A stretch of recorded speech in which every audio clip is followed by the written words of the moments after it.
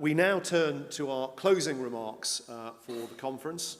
I was pleased to hear in one of the panels earlier and repeated throughout the day this point that London is not a competitor to Bristol or Manchester or Birmingham or Edinburgh or the other major centres in the UK. It is a partner to those centres, that together we make the national asset that is the financial and related professional services industry through that spirit of partnership. And I can't think of anybody who demonstrates that spirit of partnership better than Catherine McGuinness, the Chair of Policy and Resources at the City of London Corporation and effectively the political leader of the City of London, and who was also the Deputy Chair of the City UK Board. So it feels particularly fitting that Catherine is with us today to offer the closing remarks to this conference. Catherine.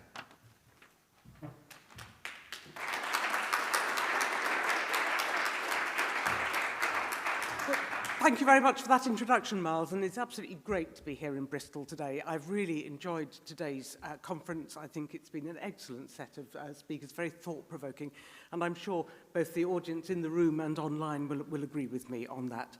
I've left my bowler hat at home, as you can see. I am very committed to all that we've heard. We are at the City of London Corporation. We absolutely get the fact that the sector that carries our name, the City, because it started in our little square mile, is a UK-wide sector, and completely endorse all the sentiments that have been expressed about the importance of working in partnership across the UK. And Miles, it's also a great privilege to be Deputy Chair of the City UK and to work as we do in partnership with the City UK. I think that you are doing great work in advocating for the concerns and needs of the sector in this challenging time. I was very taken with what Carol said about the importance of us working in collaboration and in partnership, and I think that the work that you have been doing with the sector really embodies that. So thank you very, very much. Now, as Adrian said in his opening remarks, it's also extremely good to get back out and see people in 3D, to see people in person again. Not that he did, actually, because he was on the screen, but it is very nice to be out here seeing people in person. And I do hope everybody has, whether they're here in person or online, has enjoyed things as much as I have, and have been able to get involved in the many strands of conversations that are going on. So thank you, everybody, for joining us today. Of course, a particular and huge thank you to the conference partner, PwC, and gold partners, Marsh and Hargreaves Lansdown. Today wouldn't have been possible without their contribution and expertise.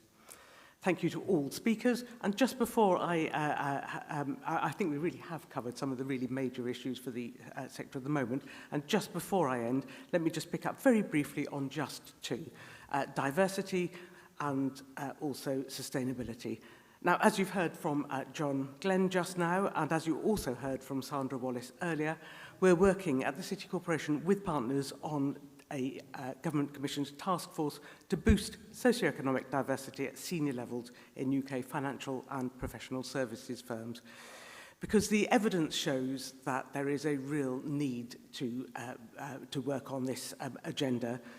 Studies that have been carried out show that those from lower socioeconomic backgrounds progress 25% slower than their peers through their careers, with no link to performance. And that at the top levels in the financial services sector, 89% of senior level staff come from higher socioeconomic backgrounds, compared to a better, but not good enough, 52% of UK CEOs generally. So we have a particular challenge, and if we want to level up as a country, we must level up within our own organisations. And part of our work on this is a survey which we're currently doing, asking employees to tell us about their own backgrounds. We're really keen to encourage employers to help us with that survey, so do please look that out, and if you feel able to, encourage people to join in. And then sustainability. Of course, we had COP last week, ending just last week. We ourselves worked with the Green Finance Institute on a hybrid summit, the Green Horizon Summit. We had all sorts, we had a wonderful breadth of contribution from across the sector, and indeed a great session from City UK. We spent a lot of time talking about the role that the industry has to play in securing a green recovery, and it was good to hear that conversation continue here earlier just now today. I think it's going to be absolutely critical that we do move things on that front too. So just finally, just want to remind everybody that all of today's sessions have been recorded and will be made available to watch on the City UK's website in the next day or two. And finally, just another very big thank you. Thank you to everybody who's contributed, who's participated, to all the sponsors and speakers, but a particular thank you to the team at the City UK who have arranged today's event. I look forward to working with you all in the weeks and months to come. Thank you.